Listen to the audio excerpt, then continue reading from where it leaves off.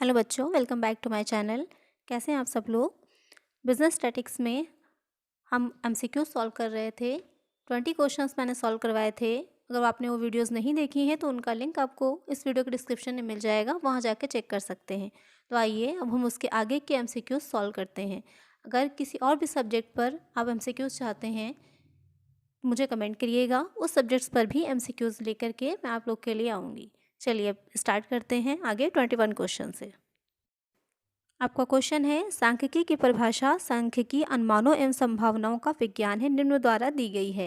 यानी कि एक डिफिनेशन दे रखी है, आपको बताना है कि किसके द्वारा ये डिफिनेशन दी गई है। ए बाउले, बी है बॉर्डिंगटन, सी है रॉबर्ट्स और डी है आपका फिशर।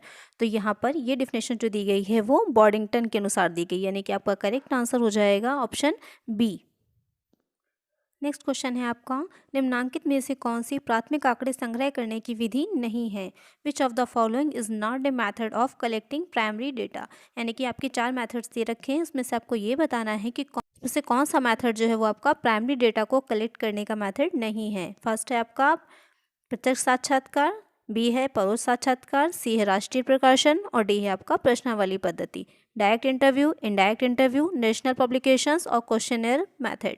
तो यहाँ पर आपका ये 4 मेथड में से जो राष्ट्रीय प्रकाशन दे रखा है यानी कि नेशनल पब्लिकेशंस दे रखा है वो मेथड जो है आपका वो प्राइमरी डेटा को कलेक्ट करने का मेथड नहीं है। जो राष्ट्रीय प्रकाशन होता है, जैसे कि बुक्स जो पब्लिश होती हैं उसमें जो डेटा दे रखे होते हैं, जब उन डेटा को आप यूज़ कर देते हैं अपने लिए तो वो आपके क्या हो जाते हैं, सेकेंडरी डेटा होते हैं, ना कि प्राइमरी डेटा। तो यहाँ पर करेक्ट आंसर होगा ऑप्शन सी। नेक्स्ट क्वेश्चन है आपका, स्टैटिस्टिक्स मीन्स यानी कि सांख्यिकी से अभिप्राय है। ए आपका केवल समांग, बी है केवल सांख्यिकी विधियाँ, सी है उपरोक्त दोनों, डी इनमें से कोई नहीं। तो जब आप चैप्टर स्टार्ट कर रहे थे सांख्यिकी आपने पढ़ना शुरू किया होगा तो वहाँ पर आपने पहला ही चैप्टर देखा होगा जिसमें सांख्यिकी के बारे में दे रखा है कि सांख्यिकी का अर्थ क्या होता है। तो वहाँ पर सांख्यिकी के अर्थ आपके 2 तरह के दे रखे थे, एक एकवचन में और एक बहुवचन में। तो सांख्यिकी का अर्थ आपका दोनों में होता है, समांग भी और सांख्यिकी विधियाँ भी। तो यहाँ पर आपका ऑप्शन हो जाएगा right option C. Next question है आपका, a perfect correlation is signified by. एक पूर्ण सहसंबंध जिस रूप से व्यक्त किया जाता है। तो जब आप कोरिलेशन निकाल रहे थे तो आपने यहाँ ध्यान दिया होगा कि आपका कोरिलेशन या तो +1 में आता है या -1 के बीच में आता है, इससे ज़्यादा बड़ी संख्या में आपका कोरिलेशन नहीं आता है। तो जो पूर्ण सहसंबंध जो व्यक्त किया जाता है तो आपका -1 या +1 से। तो यहाँ पर करेक्ट ऑप्शन आपका क्या हो जाएगा, ऑप्शन डी -1 या +1।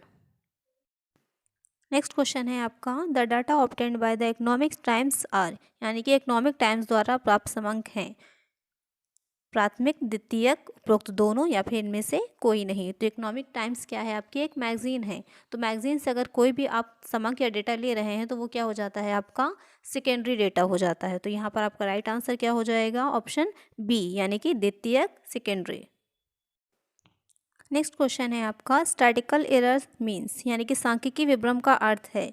ए आंकड़ों के संग्रहण के दौरान हुई गलतियां, बी गणनाओं के दौरान हुई गलतियां, सी वास्तविक मूल्य व अनुमानित मूल्यों का अंतर और डी पुराने आंकड़ों एवं नए आंकड़ों का अंतर। तो सबसे पहले ये जानना इंपॉर्टेंट है कि सांख्यिकी विभ्रम क्या होता है। सांख्यिकी विभ्रम आपकी कोई त्रुटि या गलती नहीं होती है।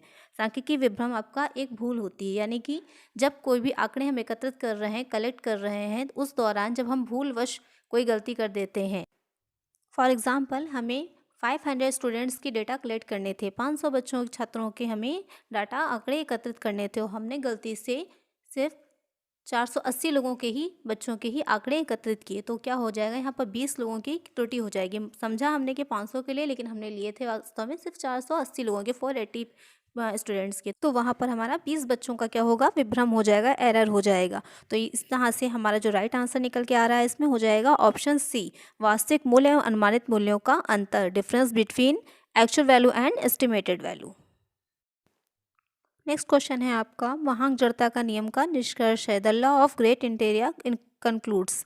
यहाँ पर वहांग जड़ता का नियम क्या होता है आपका, सबसे पहले आपको ये पता होना चाहिए कि जो बड़ी संख्याएं होती हैं, इसका नियम का अर्थ है आपका जब बड़ी संख्याएं होती हैं वो छोटी संख्याओं की अपेक्षा अधिक स्थिर होती हैं। यानी कि जब आप कोई भी सैंपल लेते हैं, न्यायादर्श लेते हैं, तो जब वो बड़ी संख्याएं लेंगे, बड़ी मात्रा में लेंगे, तो वहाँ पर उससे जो निष्कर्ष निकल के आ रहा है उसके ज़्यादा एक्यूरेट होने की, ज़्यादा शुद्ध होने की संभावना रहती है। तो यही कह रहा है आपका वहांग जड़ता का नियम। तो यहाँ पर ऑप्शन आपके क्या दे रखे हैं, ए छोटी संख्याएं बड़ी संख्याओं की अपेक्षा अधिक स्थिर रहती हैं, बी बड़ी संख्याएं छोटी संख्याओं की अपेक्षा अधिक स्थिर रहती हैं। सी उपयुक्त सभी और डी उपयुक्त में से कोई नहीं। तो यहाँ पर जो आपका करेक्ट आंसर हो जाएगा ऑप्शन बी, यानी कि बड़ी संख्याएं छोटी संख्याओं की अपेक्षा अधिक स्थिर होती हैं। आपका जो नेक्स्ट क्वेश्चन है, which of the following is not a mathematical average, निम्नलिखित में से कौन सा गणितीय माध्य नहीं है। तो जब आप केंद्रीय प्रवृत्ति की माप पढ़ रहे थे, सेंटर टेंडेंसी पढ़ रहे थे, तो वहाँ पर आपने देखा होगा कि माध्य जो होते हैं वो 3 तरह के होते हैं। मैथमेटिकल होते हैं, पोजिशनल होते हैं और कॉमर्शियल होते हैं। तो जो आपके मैथमेटिकल होते हैं उसमें आ जाता है आपका अर्थमेटिक मीन है, ज्योमेट्रिक मीन है, हार्मोनिक मीन है, गुणोत्तर माध्य, हरात्मक माध्य और द्विघातीय माध्य आता है। और जो स्थिति संबंधी होते हैं उसमें आता है मीडियन, मोड और पार्टीशन वैल्यू। और जो आपका कॉमर्शियल हो जाता है उसमें मूविंग है, प्रोग्रेसिव है, ये तरह के आपके मीन आ जाते हैं।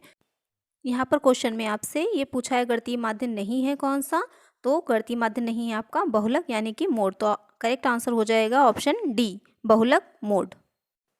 नेक्स्ट क्वेश्चन है आपका, निदर्शन अनुसंधान में किसी ठोस निष्कर्ष पर पहुंचने के लिए अध्ययन किया जा सकता है। In sample research a study can be done to arrive at a concrete conclusion. तो यहाँ पर आपके ऑप्शन दे रखे हैं, समग्र जनसंख्या में से केवल बहुत थोड़ी सी इकाई का, समग्र जनसंख्या की सभी इकाइयों का, जनसंख्या की प्रतिनिधि इकाइयों का, या उपयुक्त में से कोई भी नहीं।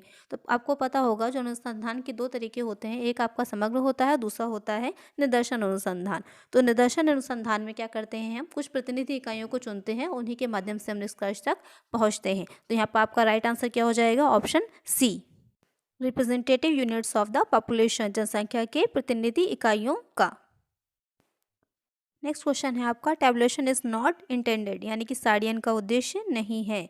समंकों की प्रकृति स्पष्ट करना, समंकों को सरल बनाना, तुलना कार्य को सरल बनाना और समंकों का संपादन करना।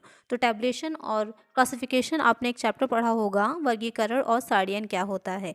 तो वहाँ पर आपने देखा होगा कि साड़ियन के क्या उद्देश्य होते हैं। तो जो आप टेबल बनाते हैं, जब आप मीन मोड मीडियन निकालते हैं तो वहाँ पर जो टेबल बनाते हैं तो कैसे आप क्लासीफाई करते हैं, अलग अलग जो डेटा दे रखे होते हैं उसी से रिलेटेड आपकी हो जाती है, क्या होती है, टेबल या टेबुलेशन।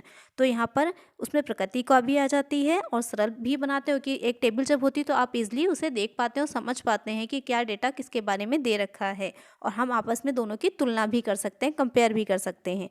तो यहाँ पर क्या आपका करेक्ट आंसर हो जाएगा, जो उद्देश्य नहीं होगा, ऑप्शन डी, समंकों का संपादन करना, एडिटिंग द डेटा। ये लास्ट क्वेश्चन है आप लोगों के लिए। आप लोग को इस क्वेश्चन को सॉल्व करना है और मुझे कमेंट सेक्शन में बताना है कि आप लोग का आंसर कितना आया है। नेक्स्ट वीडियो में मैं इसके बारे में बताऊंगी आपको कि आपने में से कितने लोगों का आंसर सही आया है।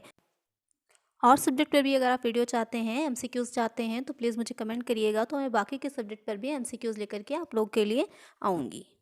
अगर वीडियो अच्छी लगी हो तो प्लीज़ लाइक करिएगा, चैनल पर नए हो तो प्लीज़ सब्सक्राइब करिएगा, नोटिफिकेशन बिल को ज़रूर ऑन करिएगा, जिससे कि जो भी मैं वीडियो डालूँ वो आपको मिल सके। अपने फ्रेंड्स के साथ शेयर करिएगा। मिलते हैं नेक्स्ट वीडियो में। Thank you.